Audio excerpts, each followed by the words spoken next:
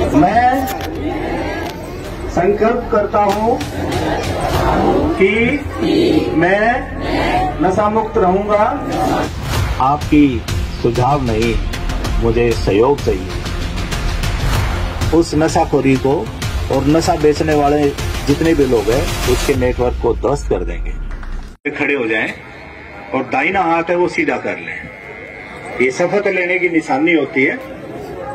जब कोई हम अच्छा काम कर रहे होते हैं तो एक शपथ लेते हैं। मैं संकल्प करता हूं कि मैं नशा मुक्त रहूंगा।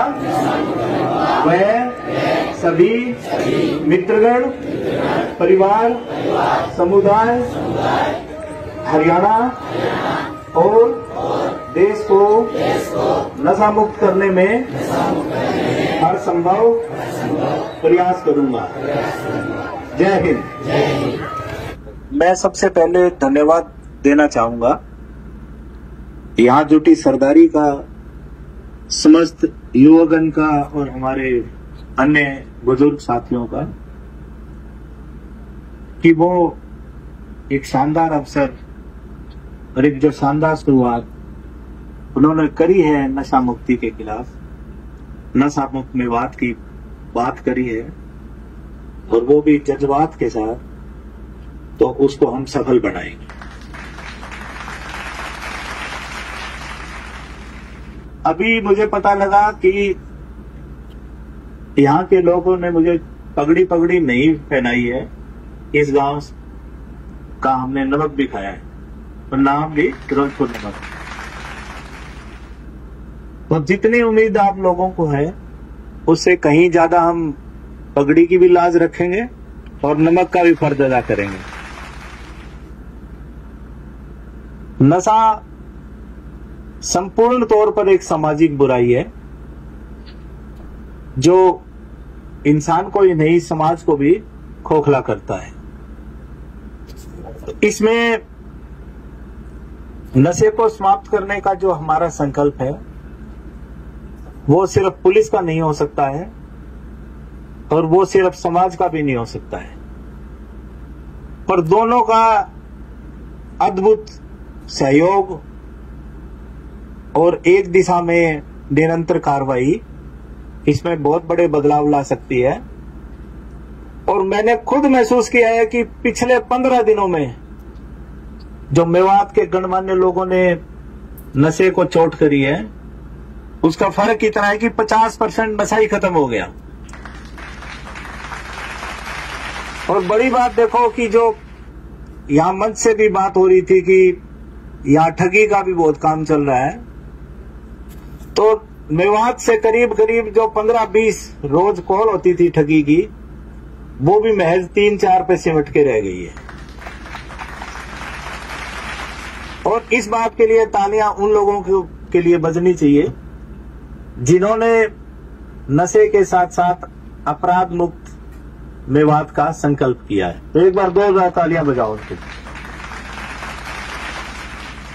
मंच के माध्यम से बहुत सारी बात की गई, जैसे कि तैयब हुसैन जी ने एक कहानी सुनाई आपको कि जंगल में आग लगी गई थी और उसके बाद एक चिड़िया वहां से चोंच में पानी लाके जंगल की आग बुझा रही थी। तो उन्होंने कहानी का पहला जो पार्ट है वो सुनाया है, दूसरा पार्ट उसको मैं पूरा कर देता हूं और यहीं आके मैंने वो कहानी बनाई है। अब जब चिड़िया अब जंगल बुझा रही थी और एक चोंच से बार बार पानी लेके जा रही थी, तो उसको देखने के लिए हजारों चिड़िया देख रही थी कि वो आ रही है, जा रही है, आ रही है, जा रही है और जंगल की आग बढ़ती जा रही है। तो कुछ चिड़ियाओं ने उससे सवाल किया कि ये क्या है बहन, ये जंगल है और ये जंगल की आग है, ये चोंच जो भर के लाया है पानी, इससे जंगल की आग नहीं बुझेगी। तो चिड़िया ने बड़े स्पष्ट शब्दों में कहा, आपकी सुझाव नहीं, मुझे सहयोग चाहिए। ये बात सब चिड़ियाओं को समझ में आ गई, और क्योंकि जंगल में सबसे ज्यादा चिड़ियाएं थी लाखों की संख्या में, वो एक एक बूंद पानी लाखों बूंद बन गया और जंगल को बचा लिया गया। तो ये जो सहयोग की शुरुआत करी है, जो अच्छी एक पृष्ठभूमि तैयार करी है नशे के विरुद्ध, इसको हम किसी भी हद तक जाके उन लोगों के खिलाफ बहुत कड़ी कार्रवाई करेंगे जो इसको काम को कर रहे हैं, और आप लोगों के सहयोग से ही उस नशाखोरी को और नशा बेचने वाले जितने भी लोग हैं उसके नेटवर्क को ध्वस्त कर देंगे। और मैं अंतिम बार उनको चेतावनी दे रहा हूं कि वो ये काम छोड़ दें, अपने सही रास्ते पे वो लौटें, वो समाज निर्माण में काम करें, ऐसा काम जो समाज के लिए नुकसान करता है वो कभी बड़ा नहीं बना है।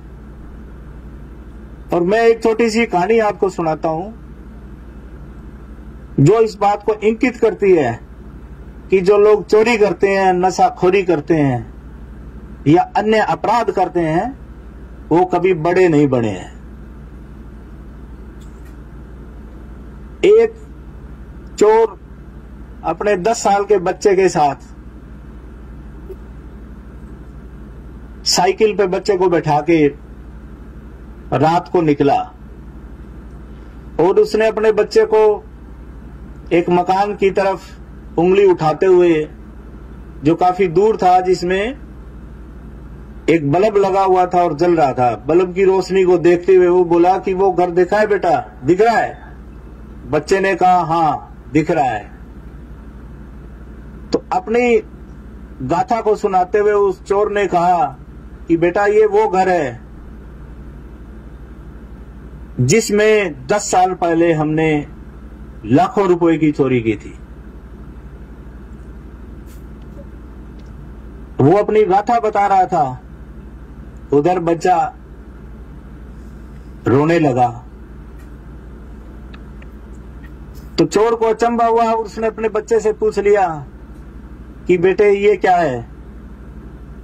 तो उसने रोते रोते बताया कि पापा